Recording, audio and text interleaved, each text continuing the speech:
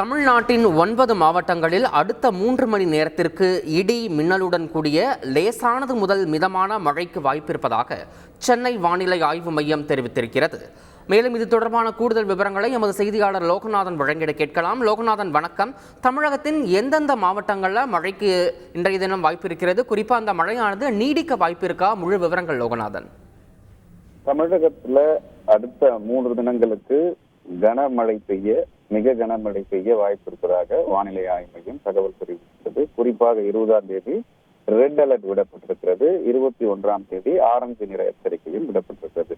தற்பொழுது தமிழகத்துல 9 மாவட்டங்கள்ல மழை பெய்ய வாய்ப்பு இருப்பதாக வானிலை ஆய்வு மையம் தகவல் தெரிவித்திருக்கிறது. குறிப்பாக ராமநாதபுரம், புதுக்கோட்டை, சிவகங்கை, கடலூர், விழுப்புரம், கரூர், சேலம், செங்கல்பட்டு, காஞ்சிபுரம் மற்றும் புதுச்சேரி ஆகிய பகுதிகளில் அடுத்த 3 மணி நேரத்திற்கு மழை பெய்ய வாய்ப்பிருப்பதாக, லேசானது முதல் மிதமான மழை பெய்ய வாய்ப்பிருப்பதாக வானிலை ஆய்வு மையம் தகவல் தெரிவித்திருப்பதும் குறிப்பிடத்தக்கது.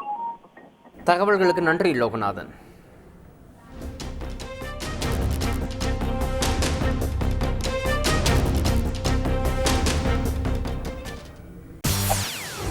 செய்திகளை உடனுக்குடன் தெரிந்து கொள்ள உடனே சப்ஸ்கிரைப் பண்ணுங்க.